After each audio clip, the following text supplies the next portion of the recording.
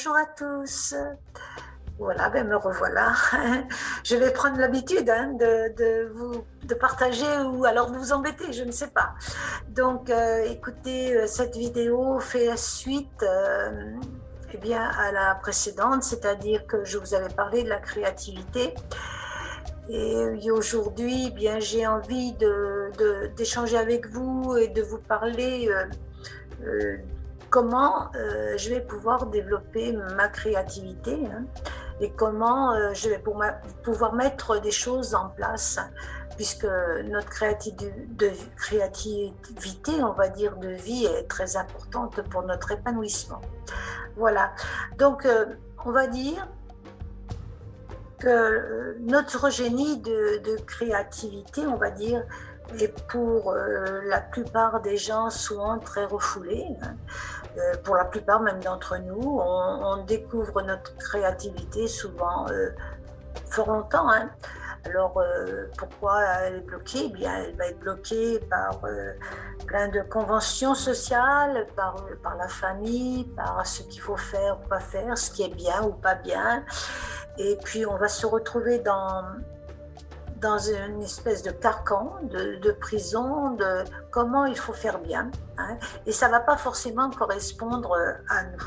Alors, le but qu'il faut, enfin, qu'il est nécessaire de mettre en place, c'est de nous libérer de ça et devenir des architectes, des créateurs de nos propres vies. Alors, comment je vais pouvoir m'en libérer? Eh bien, déjà, comprendre, hein, comment s'est mis en place éventuellement ces structures, hein, de fermeture, hein, dans nos vies, comment j'ai pas pu dépasser certaines choses et comment j'ai pas pu rejoindre qui je suis vraiment. Alors c'est vrai que c'est le parcours de vie, hein, de toute façon il n'y a pas de choses bien ou pas bien, il y a simplement un parcours de vie qui va se mettre en place et avec certaines rencontres, certaines, je veux dire, connaissances, hein, nous allons prendre conscience que nous avons cette création en nous. Hein. À partir du moment où je vais laisser, comment dire, je vais commencer à laisser exprimer mon corps, c'est-à-dire à travers des méditations, je vais essayer de développer par exemple ce ressenti, cette intuition, je vais aller au fond de moi, chercher et puiser, hein, des mémoires de ce que j'ai, de mes potentiels et autres, quand je vais arrêter bien sûr de raisonner, de mentaliser tout, de se mettre toujours dire je ne suis pas capable de, je ne sais pas faire ça. Et je dirais aussi, ce qui est très très important, j'en ai déjà un peu parlé dans l'autre vidéo, c'est comment je vais pouvoir être dans le moment présent. Comment je vais arriver à couper tous ces liens du passé qui sont la plupart du temps négatifs, hein, et que je rumine, hein, que je reviens dessus, que je n'ai pas réglé, qui me bloque.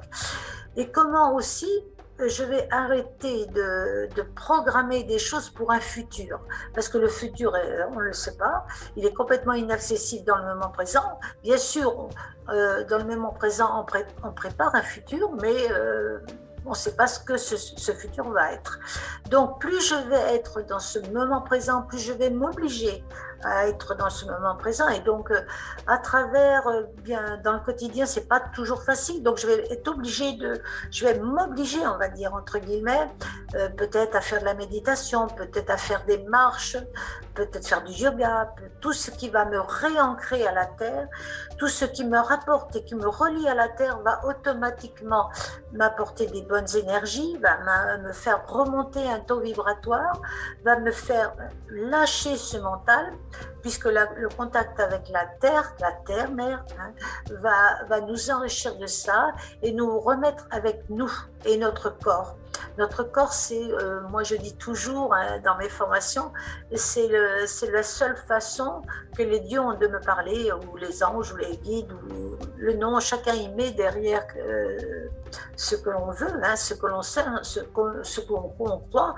Moi, je sais que c'est le corps qui me parle à travers tous les décodages que je vais pouvoir faire après, mais je sais que c'est la façon de prendre conscience de ce que je dois faire, de ce que je dois être dans mon corps, de ce que je dois être dans le moment présent. Hein. Et donc ça me rappelle toujours. Hein. Et d'ailleurs, on le devine, et puis bon, beaucoup doivent déjà comprendre ce que je veux dire. Donc c'est la relation donc, à la Terre et comment je vais pouvoir me sentir bien avec ça. Donc, c'est le corps. C'est tout simple, vous allez dire. Mais c'est pas si simple que ça, puisque ce mental a quand même une très, très grande force sur nous et va jouer souvent par rapport à nos décisions. Hein. Alors, quand je suis déjà reliée à la Terre, quand je prends conscience que j'existe, voilà, eh bien, je vais pouvoir ouvrir une conscience différente. Je vais me relier, on va dire, à une conscience qui va me permettre de réaliser, de m'affirmer et de me rencontrer avec mon moi authentique. Alors, on en parle beaucoup, surtout dans le Reiki Oli, se recontacter vraiment à mon moi supérieur, ce moi authentique, ce que moi, je ramène éventuellement de toute mémoire et qui sont des potentiels que je dois me servir, que je dois puiser pour être créatif. Voilà.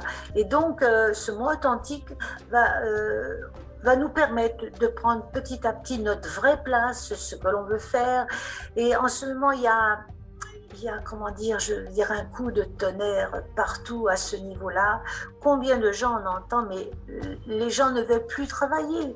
Et non, mais non, ils ne veulent plus travailler comme avant. Ils veulent être dans un travail qui va pas que les nourrir alimentairement, mais qui va les nourrir autrement, c'est-à-dire prendre plus conscience d'eux, avoir une démarche spirituelle, avoir de l'agrément, de la passion à faire quelque chose, et ne pas avoir la tête, comme on dit, dans le guidon et dire il faut que je ramène de l'argent simplement. Non, c'est pas ça. On est dans une ère type de changement. On est dans l'ère, ce qu'on appelle du verseau. Et ce verseau, il demande de prendre conscience qu'on est des êtres spirituels et des êtres divins. Hein. Donc,